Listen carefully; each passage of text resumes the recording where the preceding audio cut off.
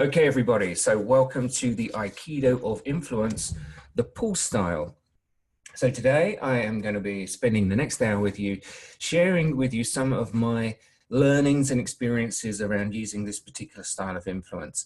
Now, of course, there are lots of different models of influence and they all work to some degree. So I'm going to be talking to you about a style which I have A, been using and B, been teaching for about the last 10 years. And you have to remember this sits within a whole nest of different styles of influence. I'm not saying this is the only way or the best way, but this can be a very, very, very powerful and effective way of influencing people. So what I'm going to do is I'm going to give you just a short intro about me and my journey. Then we're going to start talking about what are the benefits of being influential, and I'm going to throw a few questions at you there. Then we're going to look at the two polarities of influence, because the pull style is one of the polarities, but unless we have both sides, we don't really understand how the pull style differs from anything else. So I'm going to talk about the other side as well, which is the push style. Then we're going to get into the mechanics of how it works. I'm going to break that down. And then I'm going to talk to you a little bit about how I can help you further. So that's basically the lie of the land. So a little bit about me. So you can see there, a whole list of different things in terms of what I do. I'm a published author, I'm an executive coach, facilitator, public speaker. This is a mouthful. I'm a UK registered chartered occupational psychologist, a NLP certified trainer, that stands for neuro-linguistic programming. And yes, I was even a dating coach for 3 years. So what that has given me is an incredible set of lenses to look at human behavior. Now, before I had my own company, I used to be a principal consultant at a top tier consulting firm. And I therefore worked at many of the world's leading organizations, and I typically work from middle to C-suite types and in both public and private sector departments. I've also delivered work in 24 different countries around the world. So whilst I'm not going to claim to be a sort of a international culture guru, I certainly have seen how these models can and do work all over the world, not just in Australia or in England. So I did a little bit of maths the other day, and I have actually racked up 10,000 hours of professional people watching. So in other words, I've been paid to observe, assess, and develop skills around soft skills of leadership and influence for 10,000 hours. So it's something which I, A, really enjoy, and B, without sounding too boastful, would consider myself pretty good at, because it is what I do full-time every day of my life. In fact, let me talk to you a little bit more about how I like to roll. I like to make it very interactive. So if you have questions, please ask questions. I might throw a poll at you here and there. I might get you to ponder on something, but the more interactive we make it, the better it's going to be for all of us, because I thrive on questions. I've got plenty to say, but I really like to make it two-way and interactive. Now, sometimes I do use a little bit of colorful language, so forgive me if I do that. I will try and be on my best behavior today. And I also do like to share quite personal experiences, because I often find that they're more powerful in terms of using real world examples. Now, let me be clear on something. Nothing I'm going to cover today, and in fact, nothing that I ever teach, is rocket science. It's all about simple structure and delivery. And I often hear people saying, oh yeah, I know that. But as I say to many of my clients before I start working with them, there is a difference between knowing and doing. And as a Taoist wisdom goes, to know and not to do is not to know. So as we go through this, don't expect to hear something. Hopefully you'll hear something you've not heard before, but it's all about the application. And it's when you put the simple steps into place that I talked to you about, that is when you're going to get the magic that happens. Okay, so I'm going to cover a lot in the next hour. Do stay with me, stay focused. Try not to do multitasking. Try not to be answering your emails at the same time, because research has now proven that we cannot multitask. So if you try and do that at the same time, you're going to lose a bit. You're not going to get the full picture. So try and stay with me.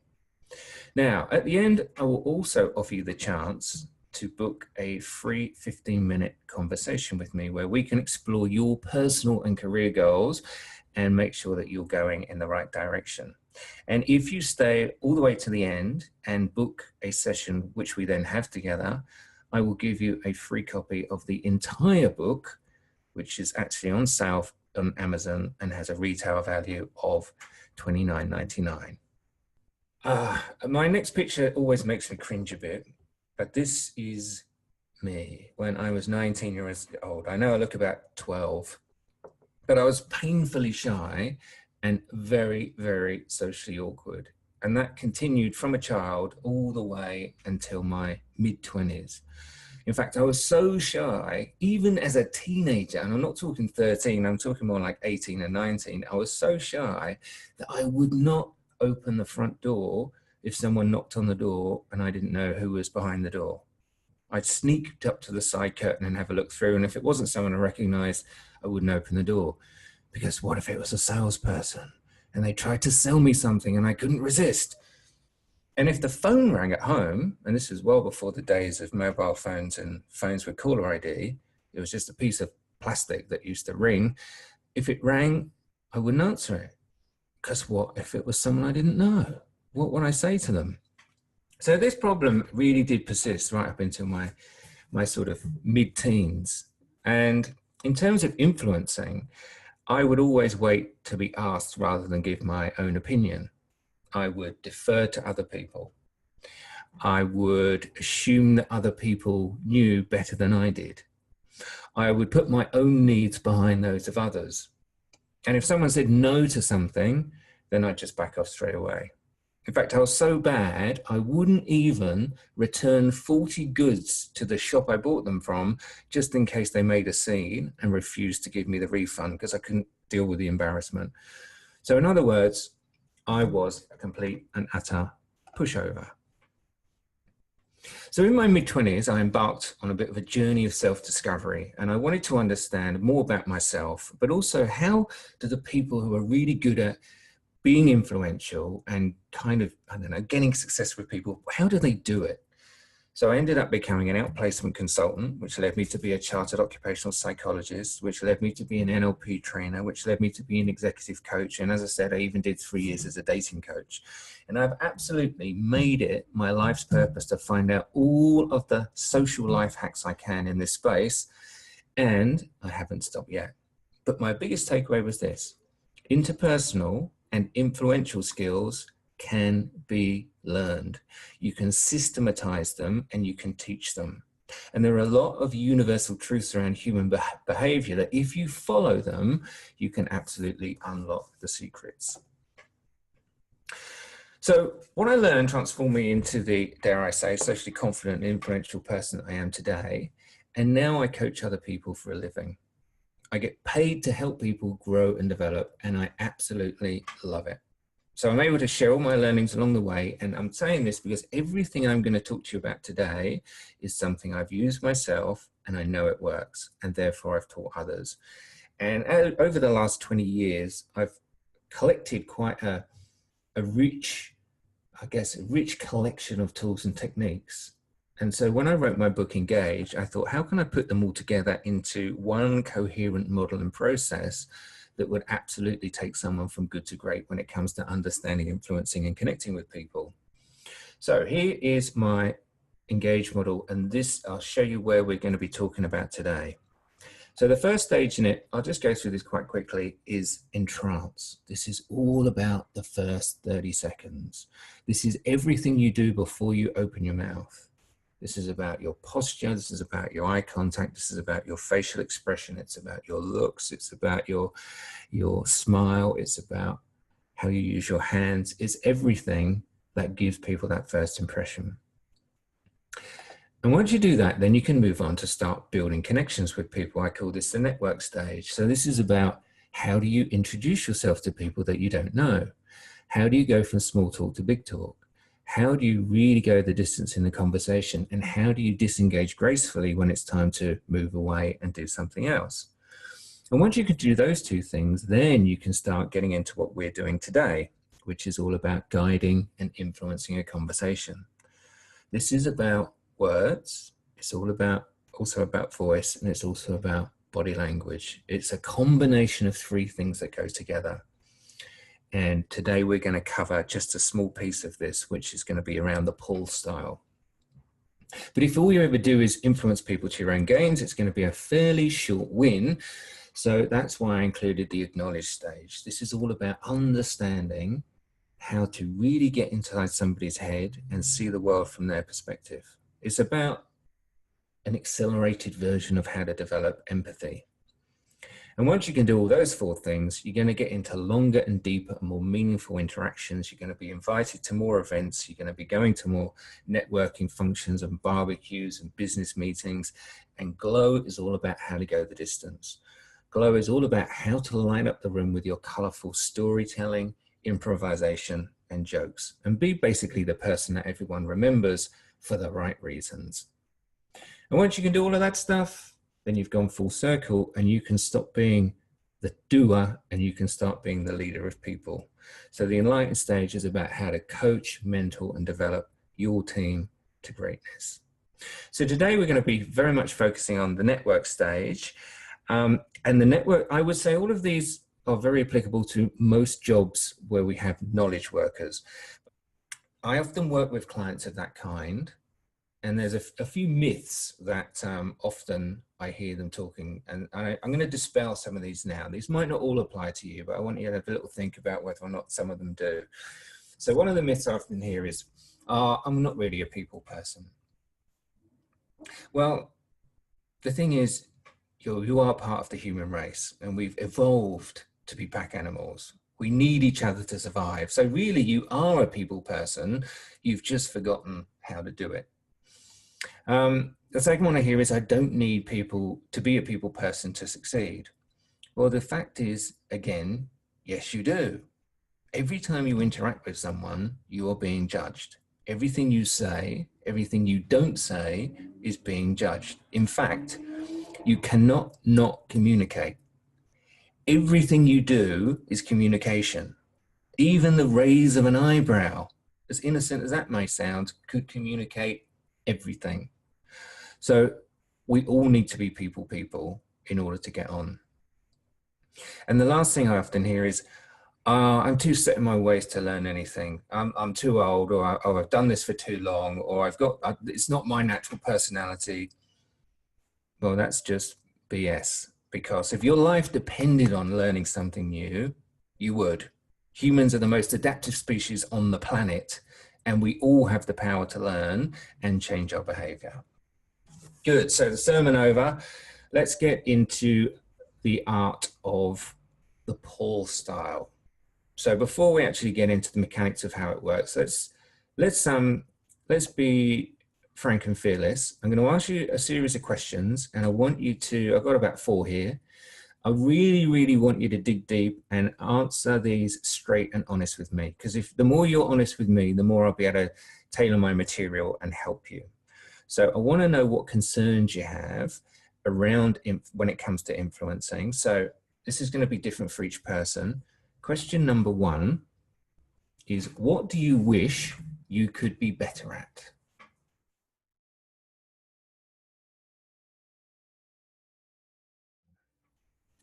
What do you think you do too much of when it comes to influencing?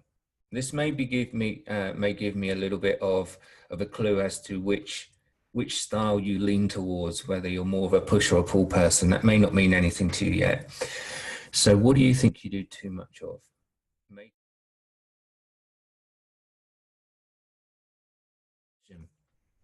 What do you not do enough of?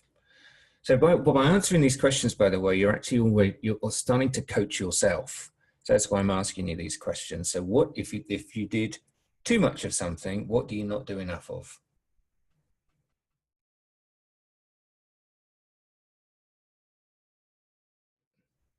Okay, good stuff. Final question, then we're going to get into the technique. What would be the benefits to you personally of being more influential? If you can't answer that question, again, why are you on the webinar?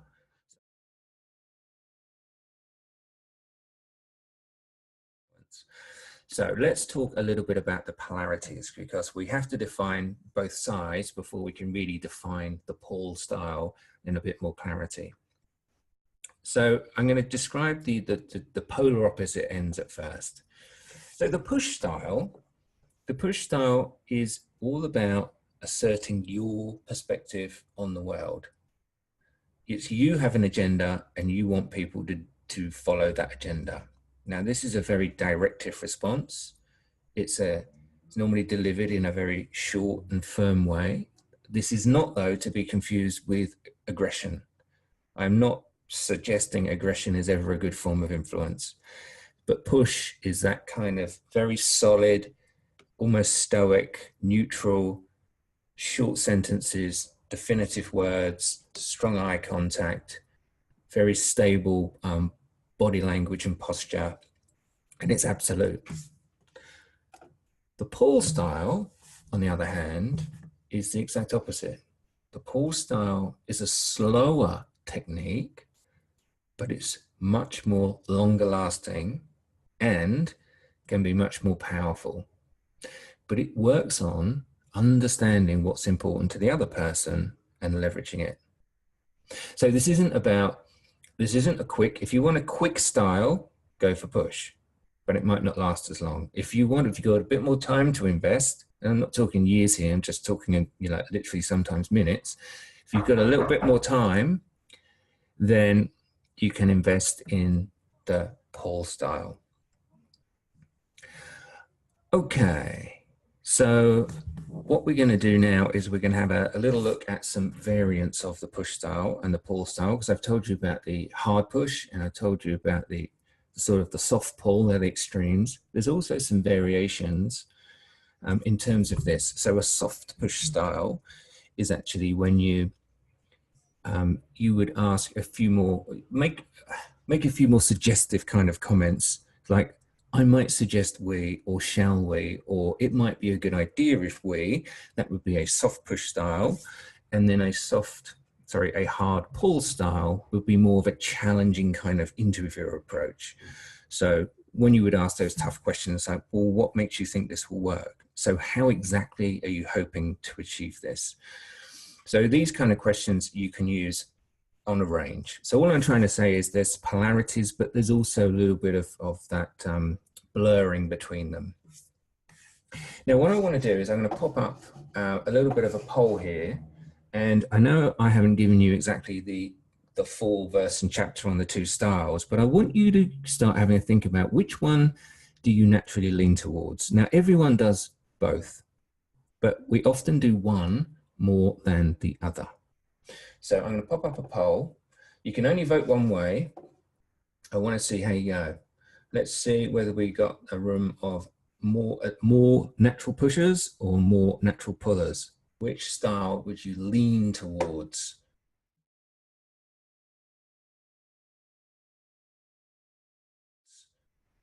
Oh, so far it's 50-50.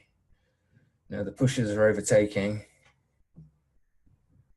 Oh, the pull's making a late comeback. Okay, I got most of the votes in now, not all of them. All right, I'm going to end the poll. So what we had here is we have 70% pushers and 30% pullers, which is kind of good because, let's just share those results, because that means this session is going to be very useful for you. All right.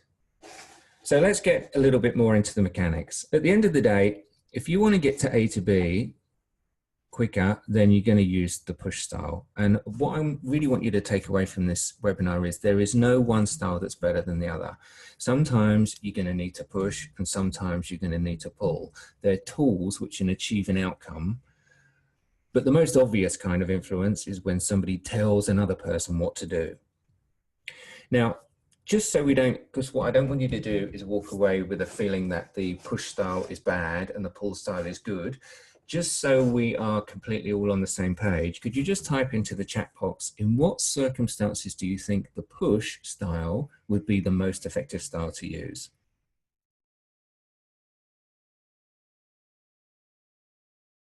During a crisis, yes, absolutely. You don't want people hanging around if there's a fire. Oh, what hose do you think we should use, Dave? You want them just to get straight to it. You know, working to deadlines, yes. Personal training, yeah, personal training, I definitely agree. You know, drop and give me 20. You can tell I don't do much personal training. Urgent situations, yes. Command and control, absolutely. I do a lot of work with Department of Defense, and that's quite a predominant style there. Urgent matters, great. So, of course, there is going to be a time and a place where the push style is absolutely. If there's any legal situations, right? If there's a legal kind of situation, then you need to do that. If there's any health and safety, if there's an urgent situation, if there's an absolute right way and a wrong way to do it, these are all good times for the push. But the downside of the push style is sometimes it doesn't have the longer lasting approach, because it's a little bit like using fear to motivate people. It only works as long as that fear or pain is there. Once the pain or the fear is gone, the motivation stops. So I actually used to run a negotiation training for a company called Tesco back in the UK. And if you don't know them, you probably do, but if you don't know them, they're like the Goliath of supermarkets back over there. And I used to train their negotiators, and I used to use an exercise called workers versus managers. Now, the whole purpose of this is that you get people, you don't tell them what the rules are, you just say there's one group of you are going to be workers and one group of you are going to be managers, and the managers can get the workers over to their side of the room using any means they like. And it was always very interesting to notice that people, 9 times out of 10, went straight to the push style. But the pull style is more of a seduction than a command, as it requires working out what somebody wants and then connecting that to what you want. So if the pull style is a little bit slower and is a little bit more about understanding other people's needs and then connecting it to yours, when do you think the pull style would be most effective?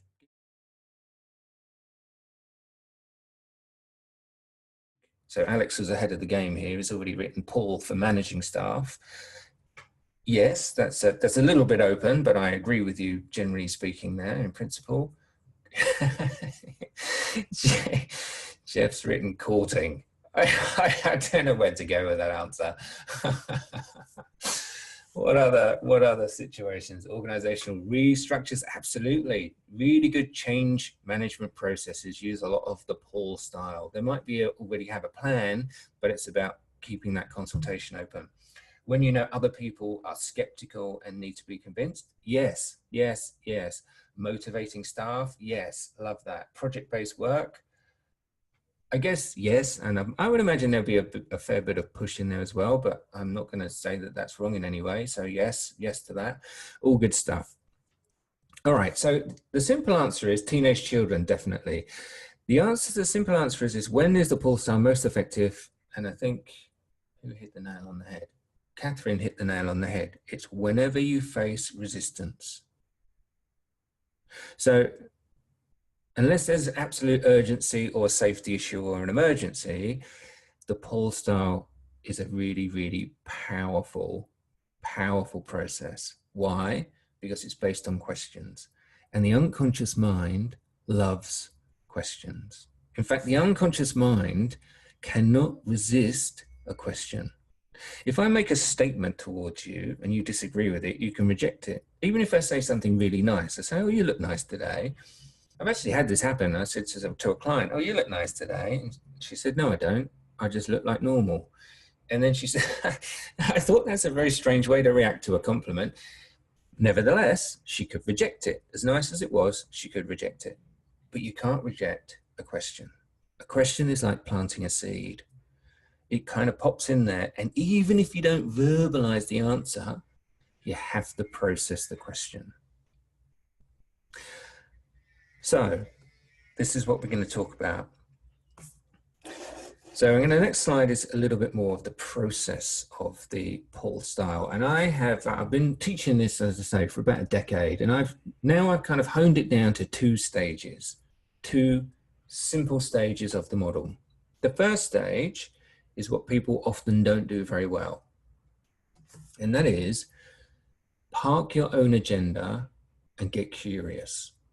And I mean really curious. I don't mean ask one question and then go straight to the next stage, which I'll talk to you about in a second. I mean, stop asking questions. Sorry, no, don't stop asking questions. Stop thinking about what you need and see this resistance as a challenge. It's like a sparring competition.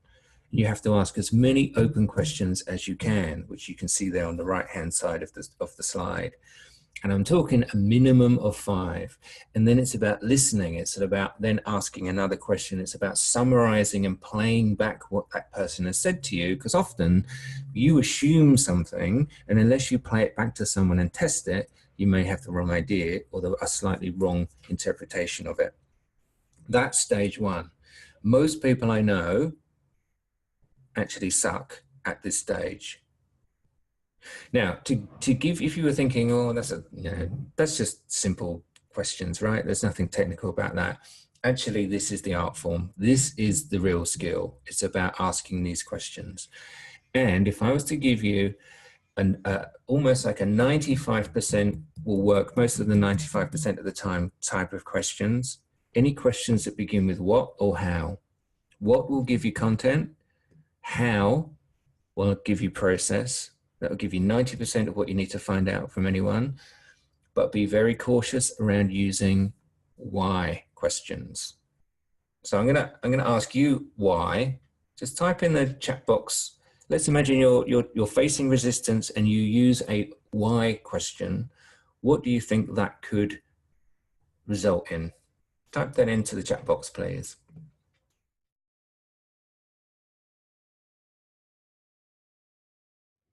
What would a why question result in?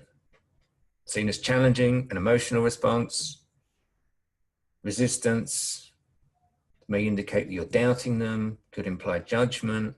Fantastic. All on the money. Justification, defensiveness, yes, yes, yes, to all of those things. Why questions are really only useful if it is, and this is my rule of thumb, don't ask a why question anytime that there is either emotion or ego involved in the answer. Use a different style of question, which will normally be front-ended with a what. So that's my little top tip. That's stage 1. Stage 2 is once you know enough that you can link what that person needs to your goals. And you do this by, and this is really, you really can't rush stage 1, but at stage 2, it's like, so if I X, will you Y? But you can't do stage 2 unless you've fully understood and explored stage 1. It's about helping connect the dots between what you want and what they want, and actually finding something that's good for both of you. So I'm going to come back to this a little bit more and give you a more advanced way of doing this. But first of all, I want to cover some pull imposters. Now, as I say, I do a lot of work with senior executives. I do a lot of work with very senior military people and people that work in general government. And I often find that the ones who are the absolute masters, and I don't mean that in a dominant way, but in the masters of asking questions and getting people to go along, are the ones that can do the pull style. Now, often I hear when I teach this to executives for the first time, they go, yes, yes, yes, I know what this means. I know how to ask an open question. And then I go, okay, let's have a little practice. And they go, okay, so would you agree that we need, and I go, no. And they go, okay, so do you want option A or option B? I go, no. And I go, so have you ever? And I go, no.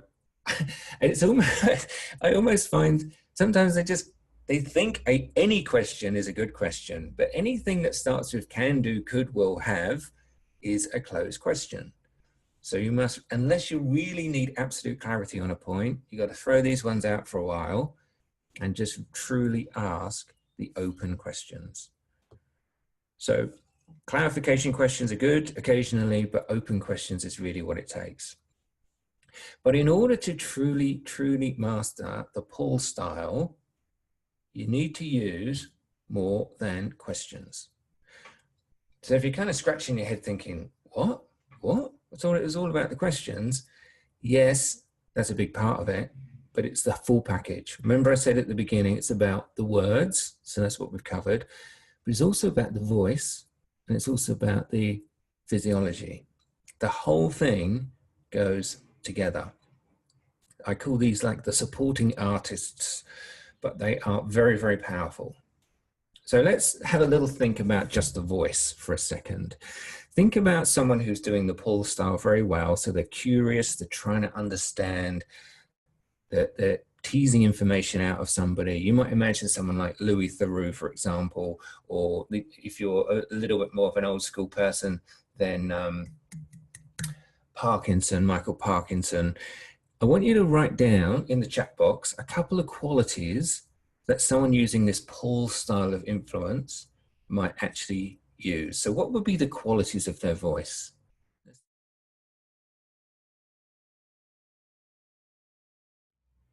Patient, not quite sure what a patient sounds like. Calm, level, okay, friendly, relaxed. Okay, so what I'm looking for is I'm looking for the actual descriptors. So would it be fast or slow? Would it be high or low? Would it be, you know, give me the actual qualities rather than a general description. Let's hear. So it might be slower. Yeah, it might be slower. Softer, I like that as well. More relaxed, through a smile, could well be if that was appropriate. Yep, slower, pauses for responses, I like that. Modulated, it would be a bit more modulated, because if I asked you a question in a very monotone way, that can almost sound like a statement in disguise. But if I use a little bit of curiosity, I was to say, well, that's really interesting, Rowan. Tell me more about that. Use a little bit of modulation in the voice, then it really adds congruence to that whole package. All right, great stuff. So that's the voice side of things. Now let's talk a little bit about body language. So you've got a little picture of Will Smith over there. He's obviously giving you a couple of clues, but if you're in a pull style of body language, let's talk about our body language. Let's start with the head. We'll use our head and we'll walk downwards. What are some of the things that you would notice about the head when it comes to using the pull style of influence?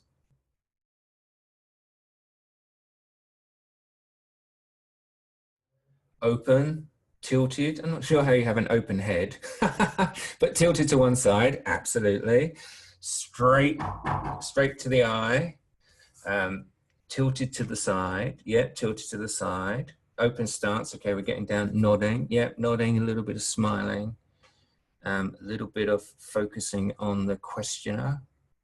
Yes, in terms of the eye contact. Good. So we got eye contact, soft eyes, a slight head tilt, and a little bit of nodding. That's great. Okay, let's go down into the, we'll do torso and arms now. So what might we have in terms of the torso and arms?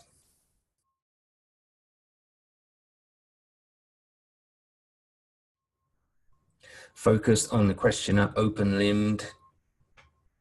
Yeah, absolutely. Arms open, not crossed. Yeah, definitely not crossed arms. Definitely. Arms open, yeah. Could have a slight, no, not hiding any weapons. That's always going to work. Yeah, and open. Yeah, very good. Might have a slight lean back. Just not super, like, as in I'm not interested, but slightly leant back as well. Yeah, very good. Great. So this is fantastic. This is fantastic. Don't underestimate the power of getting the right voice and the right posture. Now we're going to talk a little bit more about the head, a little bit more specifically. So I've got two pictures of some fine English ladies here. One of them Queenie and one of them Hermione Granger. I know her real name is Emma Watson, but I just prefer to call her Hermione. Now, what I want you to do is I want you to focus on the Queen's expression here. I want you to imagine that she was communicating with you and she was asking you a question. What vibe would she be giving off if she asked you a question with that expression? Type that into the chat box.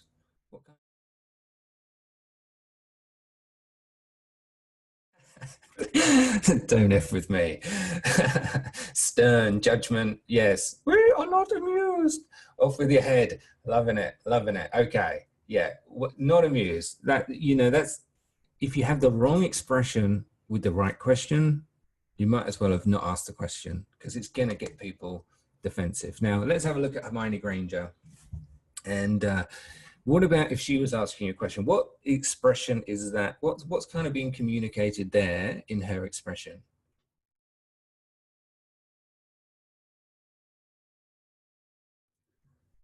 Open, interested. Oh, really? That's fascinating. Yeah, I'm liking that. I'm liking that. Very good. Yeah. It is much more open. The eye contact's there. It's a soft expression. There's a head tilt. She's just kind of really into the whole thing. So, in summary, I'd say no to the Queenie look and yes to the Hermione Granger look.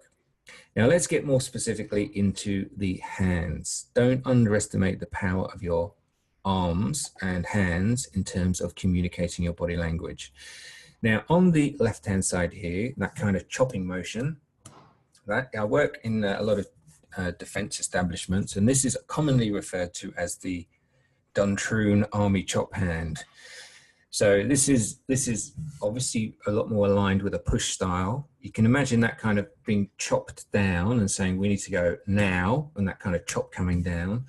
That's not going to work too well if you try and do a pull style. There is a massive, I only learned this a few years ago, but it has been massively powerful.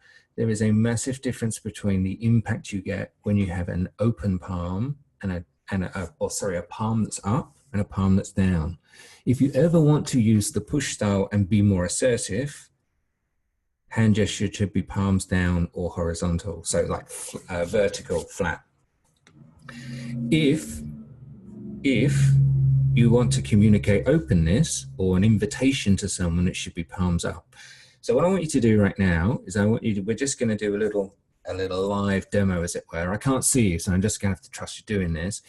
I want you to imagine that you are doing you're telling someone this absolutely has to happen now, and I want you to do like an army chop, right? And the now will line up with the impact of the chop. I want you to do this now. So do that one. Get a feel for it. Now, I want you to imagine that you're inviting someone to share their opinion. So you're going to say something like, Dave, what do you think? But as you do that, I want you to extend your palm open to them as in the picture. Cool. I don't know if you did that. I have absolutely no idea, but I want you to get the feeling from it, because open palms, two open palms and a slightly leaning backwards at the same time really communicates that you want to hear. Now, I say this with a caveat. These are all dynamic hand movements. When I teach this to people, often I see them sitting there with their palms up like they're Buddha. I'm not saying you need to look like Buddha. This is a dynamic movement. It's when you're moving your hands. Then when your hands are resting, they would go back to being palms down. But it's very, very powerful stuff. So in terms of palms, if you want to do the pull style, no pointing, no palms down. If you want to do the pull style, make sure the palms are up and it's nice, soft hand gestures. All right. So look, we're getting towards the back end of the presentation now, but I'm saving some of my favorite gems to last. So the stuff I'm going to talk to you about next, this was like the basic pull style, and this alone would get you some really good results, particularly if you've not tried the pull style before. But what I'm about to show you is some of the advanced stuff, and I don't normally share this with people unless they're on one of my Engaged in Executive programs, because this is kind of my premium material. But I'm going to give you a little snippet of it. Now, this is really advanced pull style because it relates to a process called chunking, and that's about information size. Chunking up to get more abstract and chunking down to get more into the specifics. As I say, I'm only going to touch on this. But once upon a time, so this picture is not one I've took, but it is reminiscent of somewhere which I actually went. Once upon a time, I went to Kenya, and I actually had my first ride in a hot air balloon. Now, until I went in the hot air balloon, I didn't know that you can actually control the direction of a balloon. I thought you just sat in it, they fired it up, it went up in the air, and you just hoped it would land somewhere safe. But when I was there and I was talking to the pilot, he was actually telling me how, depending on how high you are, there are different wind currents circling around, and you can actually go up or down to control the direction of the balloon. So if you're wondering what the hell this has to do with chunking and the pull style, this is exactly like language. If you understand that there are levels of abstraction in language, you can completely and utterly control the direction of the conversation. So I'm going to share with you, we're just going to scratch the surface of this because I normally spend a day teaching people this on one of my engaged and executive programs, but we're just going to talk about this like surface level. And I'm going to share something with you now which is quite profound. So one of the things I have found as I've gone through life is that people don't actually normally ask for what they want. You might be thinking, what? Yeah, I do. Yes, I do. What are you talking about? That sounds like a nonsense. People don't often ask for what they want. They ask for something that is a representation of what they want. Think about that for a second. People don't ask for what they want. They ask for things that are a representation of what they want. What do I mean by this? Too often we skirmish over the small stuff without really asking the big questions, which actually tell us what someone's real drivers and needs and desires are. So these questions, which I'm about to share with you, are my top 3 chunking up questions. If someone says to you, well, I need X, then you could actually say, well, yes or no, you can't have X. But often it's not X they want, it's the thing that it will give them. So you can ask 1, 2, or all 3 of these questions, not in one go, after a little bit of discussion. So for example, what does this mean to you? That's a fantastic way of finding out if someone wants X. Why do they want X? Do they really want X, or do they want the thing it represents? What does this give you? And what is the purpose of this? So I'm going to give you a little example. As I said, I share examples from my real life, and this is a very real example. And it was actually quite a difficult situation for me at the time. So once upon a time, in a previous relationship, I bought a house with an ex-girlfriend. Now, we kept this house for 8 years, even though that we both moved to Australia, so it was in the UK, and we were no longer together. We bought this house together, and then we came over to Australia, and we kept it for 8 years. Now, I started to get a feeling that the UK property market was going to take a turn from the worst. So I asked my ex-girlfriend if she was willing to sell up, and she gave me a resounding no. In fact, she was absolutely adamant that she didn't want to sell it. And I was quite taken aback because I kind of thought, well, this is as much my house as your house. You know, I think I've got some right in this. And at first I pushed and I pushed, and I just couldn't get her to budge. I even gave her the chance to buy me out because I wanted to get rid of it. And she said, no, I can't afford it. So there I was, completely, utterly locked in a stalemate. Well, this went on for actually a couple of months, and I was getting a little bit fraught around it. And then finally one day my brain woke up and I suddenly went, oh, Duncan, you plonker, why haven't you been using your own advice? You got to chunk this person up. You got to ask the big pull questions. So once I did that, things started to be different. I realized I was finding a skirmish and I hadn't actually spent any time trying to understand the problem behind the problem. So I asked her, what does keeping the house in the UK give you? And she explained to me that actually she was considering returning to the UK at some point, and she wanted to have a foot in the door when she went back to the UK. So to test this, I said, so do you actually want to move back into our old house? To which she responded, no, as it was way too small for the family she now had. So from this, I deducted it wasn't so much about the house that she wanted, but it was what it represented. So I asked her, and this was hypothetical, but I said, if I offered you £1 million or you could keep the house, which would you prefer? Now, by the way, I didn't have £1 million and the house isn't worth anywhere near £1 million, but I wanted to understand what her real drivers were. And she responded, well, I'd take the money. So I played it back to her and I said, so you don't want to keep the house is representing something else for you, isn't it? What is that? And what she told me was absolutely the driver. She responded that she wanted the ability to invest in a new house if she were to go back to the UK, and she didn't want to lose or waste the money on trivial things. So by keeping the house, she felt she was keeping the money safe. So when I explained my rationale around selling the house was to preserve the capital, but by keeping it post-Brexit, it's probably going to be worth much less, suddenly she was open to discussion. So I asked her, if I were to suggest some investments which would preserve your capital and keep it safe, would you be willing to sell?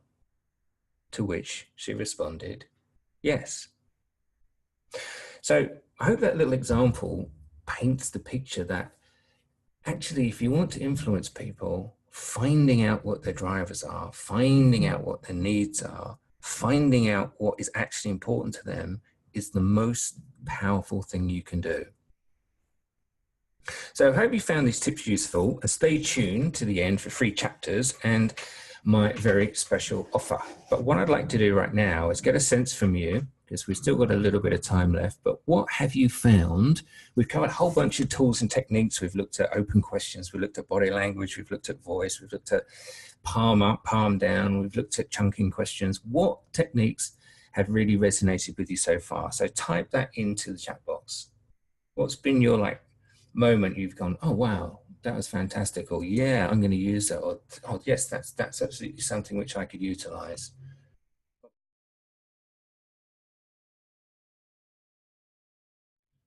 Chunking, yeah, chunking is normally a bit of a winner. So we got chunking there, recognizing that there is a time and a place for both push and pull. That's very important, Andrew. Absolutely. Yeah, I'm great. The importance of stage one, definitely chunking up pull questions to determine the drivers, definitely. Using what and how, yep, give you 95% of everything you need to know. This is great. Okay. Importance of hand movements. Yes, absolutely, Sam. It's all about the package, All right, folks. So right now, I'm going to help you to make a bit of a decision as your coach, because you can either get the results you want and change your life forever, or you can decide to keep doing what you're doing. But remember, if nothing changes, nothing changes. So by using these methods, you can learn to influence people far more effectively. But this is just the tip of the iceberg. Because remember, folks, we've had an entire engage model. So we've looked a little bit at guide, but there's entrancing, making the first impression. There's networking, which is developing your relationships and rapport. There's acknowledge, which is really getting into someone else's mind and understanding it from their perspective. There's glow, which is about engaging people and being able to tell fantastic stories and being interesting. And then there's enlighten, which is all the coaching and mentoring. So as you look at that model, I want you to think there around the engage model. I wonder which one of these areas, you don't have to answer this in the chat box, just have a ponder. Which one of these areas resonates with you the most? Which one of them is blocking you from moving forward in your career? If there was one that you looked at and you're like, God, you know what? If I could just get that one working, everything would fall into place. Or which one of these holds the key to getting more out of your work and personal life? Because I want you to start thinking about whether or not you'd like to have a bit of a free chat. Now, I know some people on the webinar have already had that free chat, so that's all good. But if you haven't, why not go ahead and book a session?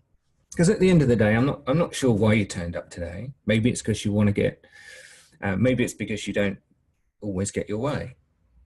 Maybe it's because you always get your way, but you end up leaving a wake of destruction. Or maybe it's because you've never really considered what's driving the resistance. But now you know how to ask powerful open questions. You know how to use the associated body language and voice. You know how to get behind the problem and understand what the real drivers are. And this may well bring up the question, well, how can I learn even more about connecting, understanding, and influencing people? Well, as I said before, you can do this the fast way, or you can do this the slow way. Now, you can try and do it all yourself, and there's plenty of great books out there, including mine, of course, or you can draw on my 20 years of expertise and the 20 years of expertise of the Engaging Executive Company and fast track what it took me all that time to learn. So again, have a little think about whether or not you want to have that free chat, because the purpose of the free chat is very simple. I have a massive belief based on 20 years of professional observations that it is the truly successful people need to be both a knowledge worker and a people person. One without the other is like Lennon without McCartney. Unless you've got both, it's going to be very difficult to win both hearts and minds.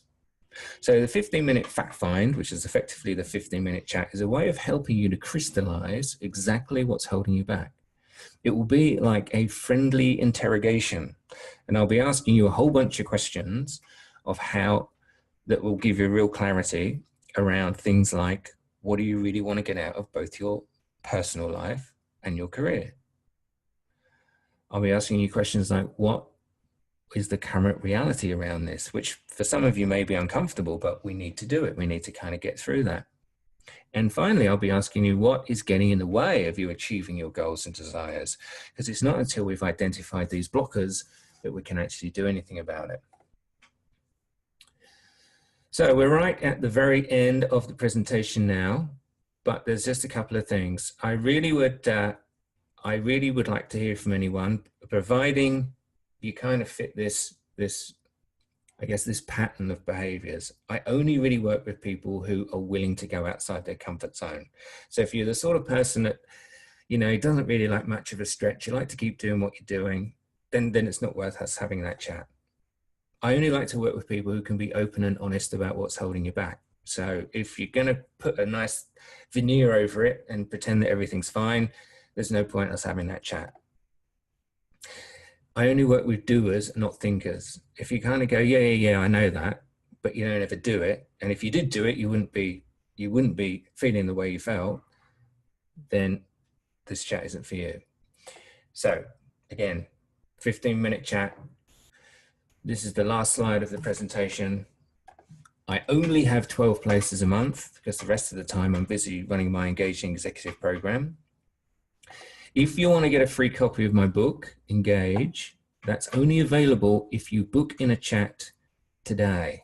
The chat doesn't have to be today. You just have to click on the link today, book a chat for any time in the future. And once we have that chat, the book is yours. So if you haven't already done so, folks, please book in a chat. It's completely free. It may actually be very helpful to you. It may change your life. It may change your career. Who knows where a free conversation will lead?